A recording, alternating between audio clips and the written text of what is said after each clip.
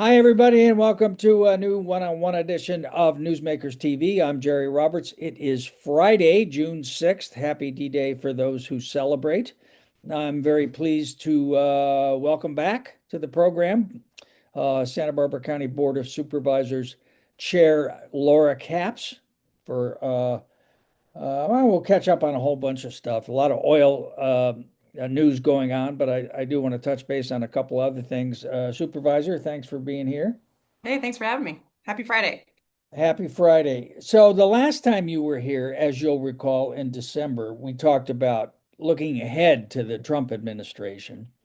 And you were, I must say, sanguine about the whole thing and said, this isn't our first rodeo. Given that all that's happened in the last 147 days, but who's counting? Has anything surprised you? Has been worse than you thought, better than you thought? What does it look like from where you sit? I mean, a million times worse than I thought, even then. I mean, we are prepared because of Trump won, but it's wreaking havoc in any direction you just look at. So it continues. I mean, I'm like everybody. Every day is a new surprise, and not in a good way. How is it affecting the county? I don't know, budget, policies, planning,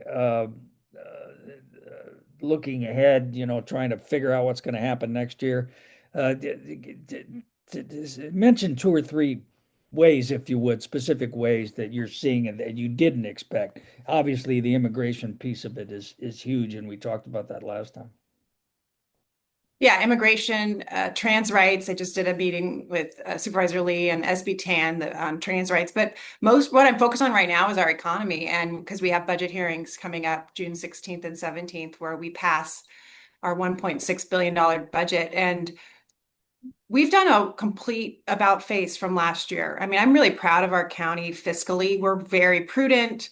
We haven't even talked about layoffs. Other jurisdictions are making drastic cuts, laying off, potential staff, et cetera. But we're strong. So I don't want to panic anybody, but we're feeling it now. We're feeling the economy constricting. We're feeling the impact of that on programs. And so specific answers to your question is on Medicaid. I mean, if these cuts go through, it has a huge impact on the lives of people here and the most vulnerable. And what's that going to mean when they need basic services? And Medicaid is such a lifeline for so many disabled people, others. So that's number one. Our food programs. I mean, I've focused on food and poverty, and if those funds go away, I mean, that has real life impacts on people. Also, AmeriCorps. Now thankfully, just yesterday, the cuts to AmeriCorps really impact people here locally in terms because we have a very robust, ethic towards service, and so many UCSB students, so many City College students, so many young people, they give back to their community. I think that's a solution for the future, especially for my party, is to really focus on service. But here, they're just slashing and burning that program too, which makes zero sense. It's a bipartisan program. So we're bracing ourselves for a very tough budget. Thankfully, again, we're not going to make drastic cuts, but there's definitely not room for expansion on things that really matter at a time when we should be expanding because the federal government is pulling back. Yeah, and say a word, if you would, about where we are on the immigration piece. We had this hearing, Yeah, which the sheriff managed to and was rearranging his sock drawer or something. I guess couldn't make it to. But yeah. what have been the impacts that you've seen specifically in Santa Barbara County? I mean, the number one impact are the actual like real life ICE raids, which just wreak havoc and fear in people's lives. It's horrific. What's happened on the east side, some guy in Oxnard pumping gas who gets snatched. I mean, I heard ICE agents were at UCSB. I haven't verified that, but that's number one. That's the real day to day. And thank goodness for organizations like 805 and DocuFund. The Immigrant Legal Rights Foundation, because they're actually providing services so that people know their rights.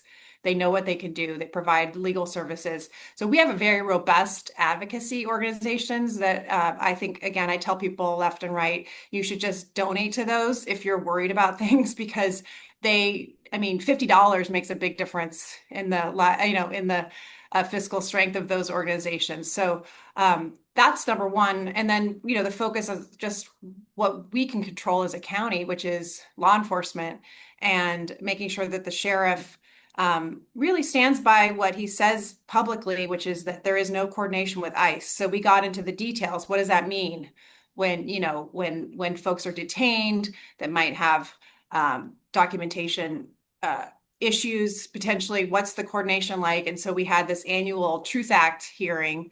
And it's not a lot of people, but these are still people. And so really drilling down on, when does the public defender get notified? Is that simultaneous with ICE and making sure that due process, which is part of our Constitution. Meanwhile, we have a president who questions whether it's his job to uphold the Constitution. So we And a drilled in on Department that. of Homeland Security chief who doesn't know what it is. Exactly. It's depressing as a kind word for it. So are you satisfied in your own mind that the sheriff is in fact hewing to the state law in terms of limiting the cooperation with ICE to the bare minimum? He's gotten a lot of heat, obviously, from some of those very organizations that you've just mentioned, and he's in a tough place. I kind of get it, but what's your take on how he's doing there?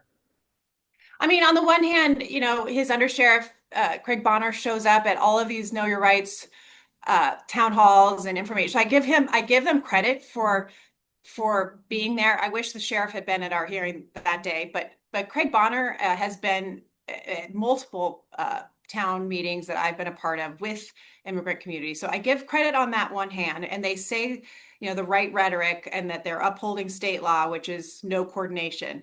But then you hear, on the other hand, from the public defender, well, I don't know about that. They could be giving us more notifications. So we're pushing as much as we can, Supervisor Hartman and I in particular, to make sure that due process is followed and there's the coordination between our county law enforcement and ICE is as minimal as possible. Am I satisfied? Uh, no, I have a lot of questions. But I also want to maintain a good relationship with the sheriff and his team because ultimately, we fund the sheriff's department, but it's his department. It's his department. He's also an elected official. He is. He Yeah. is. I So mean, it could be worse, and I think it also could be better. How's that? spoken like someone whose ancestors are from Minnesota. Okay, so it could be worse. All right. And then I just don't want to leave it without sort of emphasizing it. You mentioned the food insecurity issue. Yeah. And we've seen reporting in the Independent, in Newsmakers and elsewhere, the food banks are hurting already. What's your take on your kind of overview on where that whole issue stands? Yeah, I mean they're pulling back on these vital programs, SNAP that provides this lifeline for people, and so food banks. I mean, again, I just focus on what tangible things people can do. We have a lot of philanthropy in Santa Barbara. Not everybody is a philanthropist or can be, but giving to the food bank is a really smart thing to do right now because they are making up the difference in the potential lack of federal programs. I want to share just a piece of good news because we just got some information, my favorite topic of the earned income tax credit.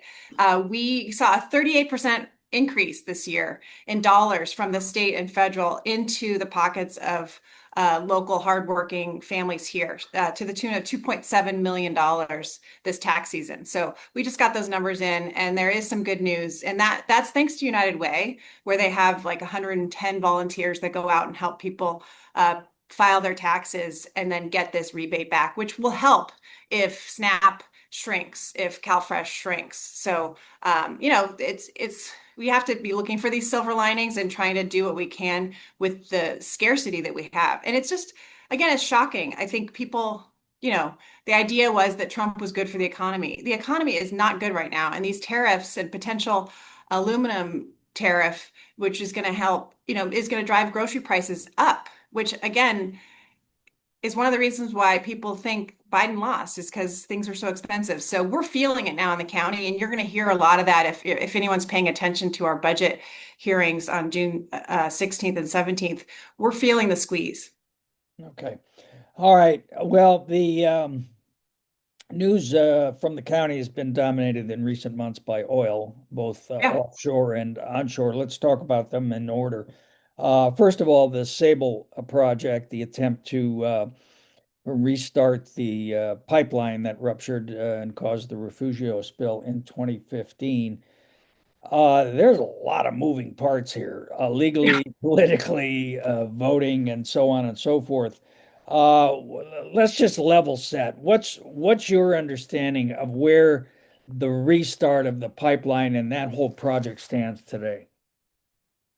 I mean, it's, get out the popcorn. It's like watching Trump and Elon or watching this Sable. I mean, the twists and turns of this uh, are crazy. And I hope prevail. We'll see. But obviously, with this restraining order, they can't operate till This is July. Judge Geck just Yes. issued an order against the fire marshal approving the pipeline Yeah. because Mhm. Gavin apparently has completely folded and told the fire marshal to go ahead. Is that's Right. one, right? Yeah. Yeah. Okay. And so, the county's role, as it has been stated, is it was very small in this, and it's sort of moved on beyond what we tried to do, a 2-2 vote against literally just a name change on the permit, but now we're being sued over that. So lawsuits are flying left and right, and this restraining order is the latest in the drama. And really, what I'm looking for is leadership from the governor. I'm sorry. The governor's pivoted, as we like to say. Okay, so we have Judge Geck's Or order. tacking. Is it tacking or pivoting? I don't know what he's doing. And then you mentioned the 2-2 vote. Now, this was, as you say, a name change, basically to approve the movement of assets from Exxon to this corporation that didn't exist a few years ago called Sable. Right. It was a 2-2 vote at the Board of Supervisors. It was a 3-1 vote on the oil company's behalf at the Planning Commission. And they're saying because it was a tie vote, this is like trying to explain the infield fly rule to I know. somebody You who just has lost no right. everybody again, but that's okay. But you're getting sued on this? We are currently getting sued about that. What is that 2-2 vote? So a judge will decide if this goes. A judge, this lawsuit is whether or not what does the 2-2 vote mean? Right. And from your perspective, the 2-2 vote, you were two, no, we shouldn't allow the Yeah. paper transfer of assets. That would be the favorable outcome. Yeah, we had this marathon hearing, and I raised a lot of concerns about the financial stability of this company that basically Exxon sold the pipeline to, but they didn't have any money to buy it. So Exxon gave them the money to buy it. And then they bought it. They've never operated a pipeline before and currently don't. So I raised a lot of red flags about transferring it to Sable. And Roy Lee joined me in voting against being able to give it to Sable. So it was a 2-2 vote, and that's now the subject of yet one of many lawsuits happening. Yeah, I gotta say, the thing that really concerns me in this whole story is that I mean, and it all goes back to Trump, but I mean, Trump pays no heed to court decisions, particularly unless he happens to agree with them or other authorities or anything else. And this oil company is behaving like that. They don't have to pay any Yeah, attention to the Coastal Commission. The Coastal Commission right. has restraining orders on them up the wazoo. They got an 18 million, they don't care. And every time that there's another court decision against them, they say, "Nah, it doesn't bother us at all."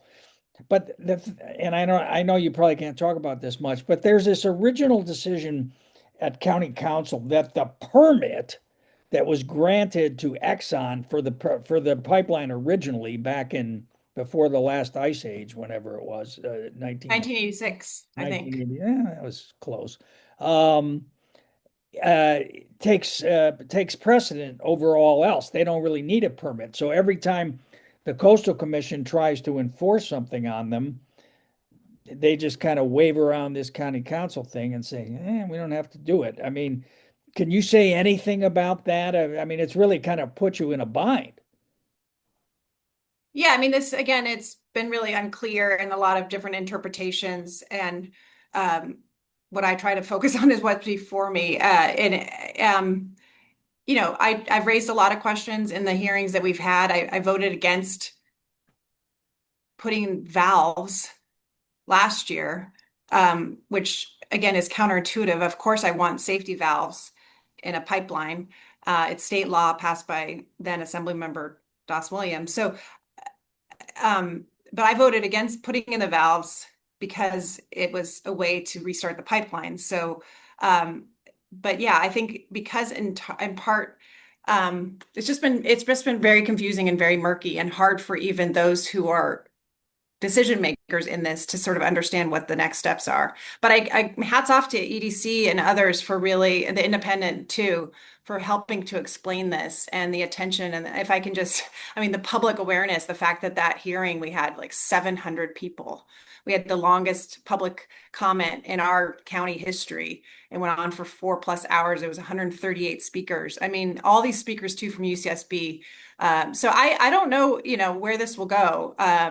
But it's no matter what, it's really galvanized the county and the people. And I think that brings me to what I'm hoping we can talk about is the vote that I do understand and Yeah, where yeah, we well, are, okay. which is I banning. will pivot to that now. Let's do that because it's an I mean, important topic. it's just offshore oil drilling is the defining issue for the South Coast. I mean, it has been Yeah, since 1969, and it remains so. And I think most people yeah. are very clear that we don't want it. And all of a sudden, we wake up one day and say, "Oh yeah, we've started. Yeah, we're No, it's why we have Earth Day. It's why we have the Community Environmental Council. It's why we have the environmental uh, uh, uh, department at UCSB. That came out of the oil spill. I mean, so much happened because of that catastrophe. all right." Well, let's talk about this onshore oil ban, or Yeah. should be ban, or maybe someday ban. No, it's banned. It's a ban.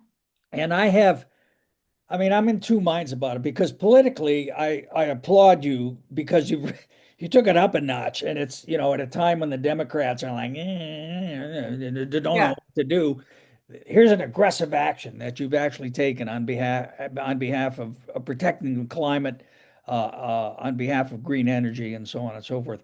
A policy matter, I just have a lot of questions, and your quote on that after the vote, 3-1 vote for the ban on onshore.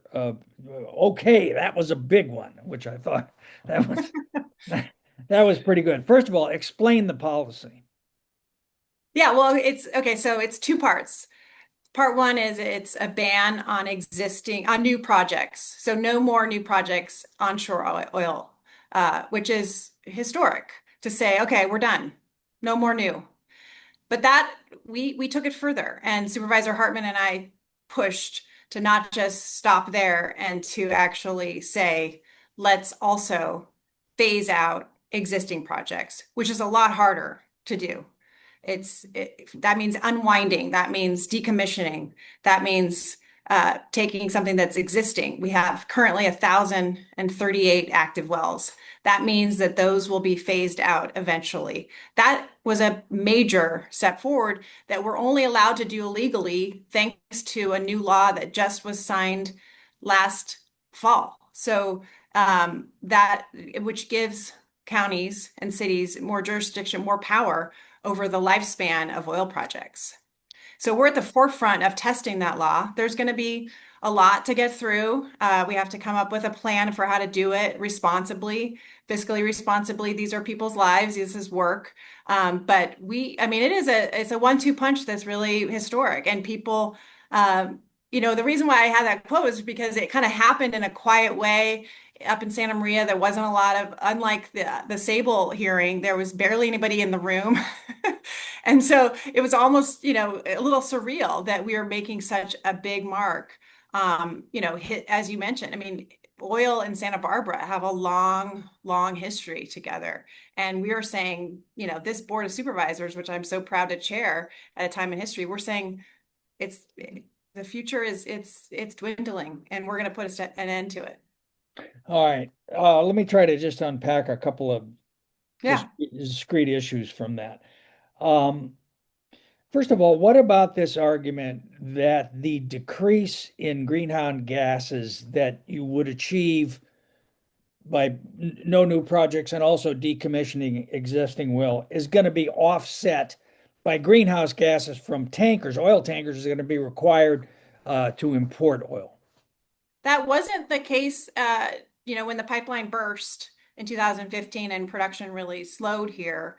There was more of an uprise into renewables, with all of the tax incentives, all of the financial. So I don't necessarily buy that argument that we're going to then rely on more foreign. That has not proven to be true. And I've learned all of this from experts at UCSB, who put out a report that was very informative on how this is actually phasing out is actually the smart thing to do, both from an environmental perspective as well as financial, as well as health. Right. And as you know, Peter Rupert, that runs the economic forecast, Yeah, had challenged that or some specifics of that. sure. And which is the second issue I want to ask you about, which is the number of jobs, which are good jobs, good paying jobs. 200 jobs, I think, was cited in the existing that are involved in existing online. I just want to keep making this clear. We're talking about online Yeah. oil drilling. Peter points out there's a much larger number downstream, as well as economic impacts downstream. Did you take that into account when Sure. considering the policy? Sure, but I also think it's important to look at the context and okay, we're talking about, is it 100 jobs? Is it 200 jobs? Is it something like 100 direct jobs of people actually working on oil rigs? But it may be another few hundred that are indirect. But still, to put that into context where we were, and I was born in the 70s here. Oil was a big deal economically. It was a big deal for the job market. It is no longer. And I don't mean to diminish those who do work in the industry. Those are real, those are jobs, those are good paying jobs, but they're tiny in comparison to the impacts What of what we're about the seeing. what about the revenue to the The county? revenue is also minuscule. It literally, we're, back to our budget, $1.6 billion of county budget. We receive about $1 million in taxes every year from the oil industry into the county budget. I mean, that's 0.002%. It's far less than cannabis. Yeah, We'll get and to so that in a minute. it's really changed. It's 0.2%. It no longer is this industry that is the economic engine of Santa Barbara. So for us to do this isn't this radical. I mean, it's important. I feel the climate urgency of this crisis every day. So I'm motivated by that, but this is not a radical move to be making because the industry is dwindling. We are down to 1,000 wells. We were at 2,500 not too long ago. Back in the heyday, we were producing like 15 million barrels of oil. We're now down to 3. So the industry itself, due to market forces and other things, and the rise of renewables is fading. And also, too, this is what people want. I mean, I do pay attention to, I mean, by and Well, large, Bob Nelson, number. your colleague Supervisor Nelson didn't want it. Well, and I respect that he doesn't. I mean, he represents 80% of the wells. We see things differently. We have different ideologies when it comes to the climate crisis, but he's defending his constituents and they live in his district. I represent them too. I represent the county and we'll make sure to do right by them. There's a lot of examples of, I mean, Veneco has been decommissioning now since it went bankrupt. Those people, those same types of jobs of working on it, on producing oil, um, are required for decommissioning oil. So there's going to be a long lifespan of what this will look like. And I pledge to make sure that we do it fiscally responsibly, but it's really important to do it. And I'm going to make sure we do it. I mean, it's something I feel very passionately about. And Well, it's people, one of the a reasons strong majority of voters in our county want their elected leaders to transition us away from oil. that's one of There is polling to that effect. the themes you've run on repeatedly. But let me just get in the weeds here a little bit on one more issue on that, and that is this uh, legal question of takings, Yeah, which is to say, as you point out, there is this new state law has not been tested. Now Santa Barbara is going to be probably a yeah, test case that the government is taking, as the legal phrase goes, a private property for some policy purpose, which may or may not be a higher and better use. Is that a good use of county resources, throwing a lot of lawyers at that, putting a lot of other kinds of planning and development resources into overseeing the decommissioning of these wells? yeah, yeah, I think so. I mean, again, Yeah, that's good. That's I good. mean, do you want to talk about the county resources that went into the Thomas fire, went into the debris flow? I mean, the millions and I mean, the destruction that went into, I mean, people's lives, but also county resources that go into our climate and this crazy extreme weather that we have continually, how much our budgets have exploded in terms of emergency response. So yeah, I'd rather be spending a fraction of that, a tiny fraction of that to actually start tangibly reducing reliance on something that we know, first of all, is going away. Like the technology now to get at this dirty oil is so much harder because there's less of it. It's dirtier. It's more damaging. So yeah, and we're following suit. We're not the very first. We're at the forefront, but Culver City is ahead of us. The County of LA is ahead of us in testing and carrying out this new law. So we'll learn from them. We'll learn from the examples again, like a Veneco that went bankrupt on its own and is now decommissioning their wells. And those workers are working to do that. So I'm working with the UCSB Labor Center on making sure that the jobs are, that there's a plan for what happens to those folks. And we're talking probably an amortization period of, we have to get the studies done and everything, but 20 years. Yeah, just to be clear, this isn't going to happen next week. The But it vote, needs to happen. That's the bottom line, right, is but the we need to vote that you transition. took is the Yeah, first step yeah, in developing a specific set of plans and policies to carry this out. yeah. Okay. All right.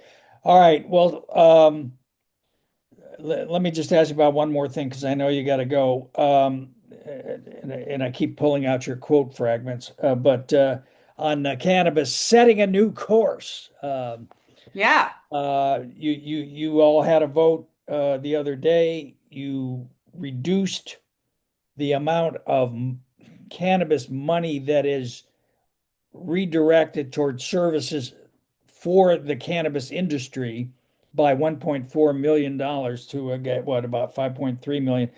Uh, Even as revenues, to the shock of everyone, continue to decline, Yeah. uh, except one person I won't name. Level set that for us. Say a word about where we are on cannabis. Well, as Melinda Burns put it, it's really just a reality check. The program for a while now has not been bringing in the revenue that was hoped for, and yet it costs a lot of money to run the program in our county. And that's been a goal of mine, is just to reduce the amount of focus that we as county staff are spending on on a program that really doesn't impact people's lives all that much.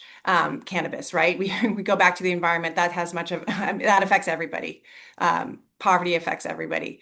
And so we're right sizing basically, and the money isn't coming in. So we need to shrink the amount of money we're spending on the program. And there was unanimous support on the board to do so, which was, it was a relief to say, okay, let's be real here. This program isn't bringing in what it should, what we And hope. you also voted to, I believe, redirect some of the money into youth programs and Yeah. program. Future Leaders of America, a great organization, really came to us and pointed out, hey, if we really want to, cannabis is impacting our young people with the scarce money that there is in this program. Let's make sure it's going to youth, and that had, that was strong appeal to me, particularly coming from the school board, and I just saw how prevalent cannabis pot is with kids. They get caught with it all the time, and so we want to learn from them. How should we spend it? But this program, odor is still the major issue. And that's the vote that we took and the steps that we took earlier in the year, right at the beginning in January, is to really control odor, because that's been the big nuisance. That's been the cause of all the lawsuits and the appeals and all of the time in the planning commission and all the time of our staff and our planning staff. And we just need to focus on things that impact more people and can take odor and make sure neighbors in carpentry in particular, can breathe and not have headaches and all that. So I'm proud that that's underway, and hopefully we'll solve the problem, at least most of it. And then this program won't be such an emphasis for our county. And that's what I call a new chapter. Yeah. And I should know the answer to this, but I don't. Why is there a separate cannabis budget? Well, I wasn't around, as you know, when it got started. Tried to be. I was. I was watching from as a constituent, and they set up a separate budget to sort of highlight, okay, we're with all this money, we hope it's going to come in. We're going to be able to pay for a lot of things people care about. And, I think it also goes back to oil revenue. A lot of that, it's right at the time when the oil revenue really was, clearly falling in terms of a revenue source for the county to pay for parks, to pay for libraries, et cetera. So I think the hope was by those who voted for the program, okay, this will help. This will help mitigate the fact that oil is not the revenue source that it used to be historically in Santa Barbara. Well, I think that was the argument that Supervisor Levin, was persuaded by, and I think that why he became such an advocate. To his credit, Yeah. I'm not saying it was wrong, but whatever. All right, I promise to get you out of here, but say a word before you go. About fire preparedness. We read about all these NOAA cuts about how the weather and wind is going to be able to be predicted, how much information we're going to have. Obviously, the FEMA reimbursement thing is a scandal that started on day one with Trump. You all had a news conference the other day to talk about this issue. Where do we stand? Yeah, so it's the official launch of high fire season, but as we know, it happens any time of the day. I mean, it's we're in this new normal of these climate related events, and so we were just getting the word out that that we have to be prepared, and everyone still had that terrifying wake up call of the Eaton and Palisades fire, and so our experts, I'm so proud of them. They just outlined steps. And the one thing, if you just had to tell somebody in the elevator, is to sign up for readysbc.org, because that's the way you get alerted on your phone, on your, computer. And only 14% of our county is registered on that emergency system still. Really? So yeah, Wow, that's a shock. yeah. 14. So you can help, newsmakers. Well, I wonder because I get like five messages at the same time. So maybe I'm just getting some that other people are. Getting the state ones as well, most likely, but you should be getting them. But honestly, it's 14%. So Gee, that's what I'm focused on. And then, the second part is just knowing your neighbor, because studies show that in a time of a state of emergency, you're more likely, as great as our teams are, they can't be everywhere. So you're more likely, to get information or help from your neighbor than you are from a disaster personnel. So just make sure you have your neighbor's phone number, yeah. especially if they're elderly. What do you mean by elderly? All right. Uh, Make sure, Jerry, make sure your Harry neighbors gets know where you are. Harry and the five rescue horses. That's my nightmare. I'm going to be up here by myself. All right, Laura Capps, You're chair. gonna ride out on a horse. Yes, Santa Barbara County Board. They won't get in the trailer. Santa Barbara County Board of Supervisors. Thank you so much for dropping by and talking about the recent news. And I continue to be impressed and respect your leadership. I mean, you're clear about what you believe in. You use all of your political skills to achieve it. Nobody can be surprised by what you're doing. They can disagree, maybe with Yep. policies or agree with them or not. But it's an impressive performance, and I appreciate you taking the time to talk with newsmakers. Thanks, Jerry. Have a good weekend. Appreciate it. Take care.